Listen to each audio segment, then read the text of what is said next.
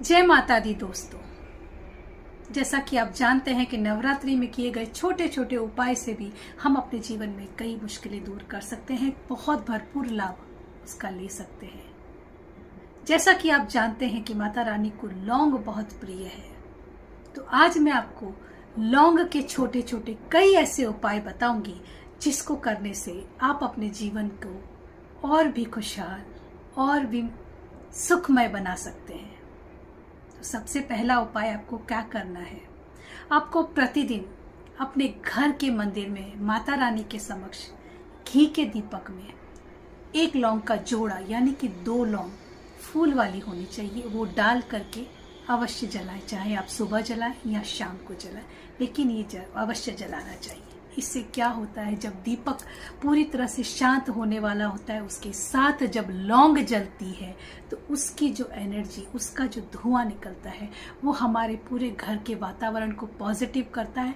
अगर कहीं कोई नेगेटिविटी है, कोई नेगेटिव एनर्जी है, कोई नज़र दोष है, वो सब उससे क्लियर होती है। जब आप ये दीपक जलाएं तो उस वक्त मंदिर में ही बैठ करके ओम ऐं ह्रीं क्लीं चामुंडाय विच्चे मंत्र का 108 बार जाप अवश्य करें। जाप करने के बाद यदि आपकी कोई मनोकामना है, विशेष मनोकामना है, तो उसे माता जी के सामने प्रार्थना करें भाव के साथ, और ऐसा प्रतिदिन करिए 9 दिन तक, और देखिए क्या प्रभाव होता है आपके जीवन में।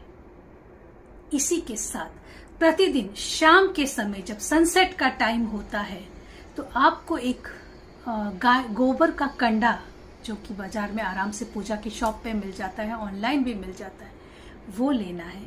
वो ना हो तो जो रेडी हवन कप्स आते हैं, आप वो हवन कप भी ले सकते हैं। उसके ऊपर थोड़ा सा गूगल, थोड़ा सा लोबान, 1 लौंग का जोड़ा और कर्पूर डाल करके उसका जो धुआं होता है वो अपने पूरे घर में करिए। इससे आपके जो भी लाइफ के फाइनेंशियली ऑब्स्टिकल्स हैं वो सब दूर होंगे।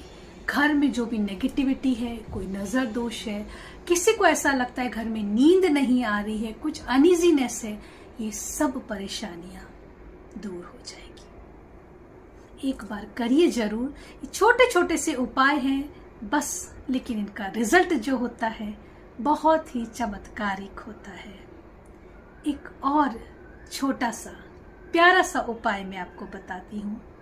मंगलवार या शनिवार, नवरात्रि के बीच पड़ा हुआ कोई भी मंगल या शनि, किसी भी दिन आप ये उपाय कर सकते हैं। आपको करना क्या है, घर के मंदिर में हनुमान जी के सामने सरसों के तेल का दिया जलाएं, उस दिए में 1 जोड़ा लौंग डालें और हनुमान जी के समक्ष बैठ करके हनुमान चालीसा का पाठ करें। हनुमान जी को अपनी मनोकामना या समस्या जो भी है उन्हें बोलें, और फिर देखिए कैसे बजरंगबली दादा के दरबार में आपकी कामना पूर्ण होती है। करके जरूर देखिए, छोटे छोटे से उपाय हैं।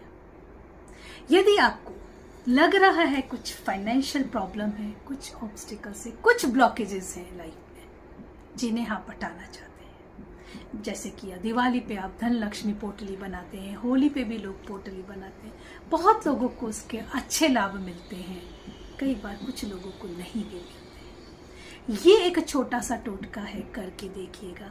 करना क्या है, किसी भी दिन करिएगा।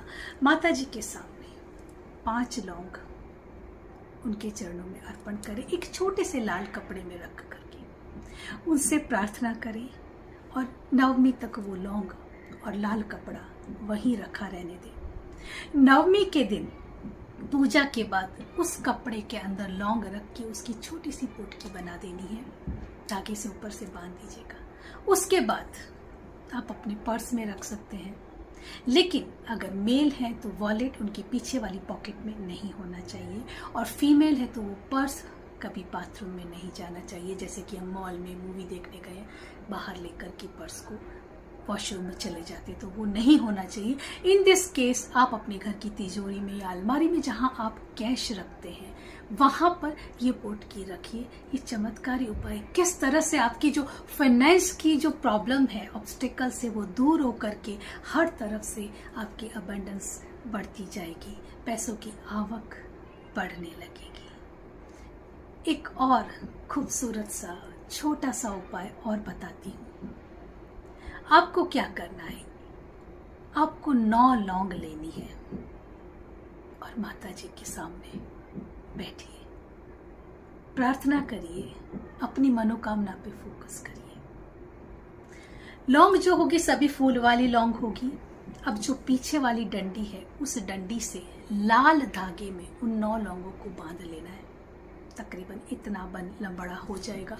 उसको आप अपने लेफ्ट हैंड पर बांध के माता जी के सामने इस तरह से हाथ पकड़ के अपनी मनोकामना बोलेंगे कि हे मैया रानी, मेरी ये मनोकामना पूरी कर दे। और फिर उस धागे को लेकर के माता जी के मंदिर में, माता के चरण में पेश करके आइए।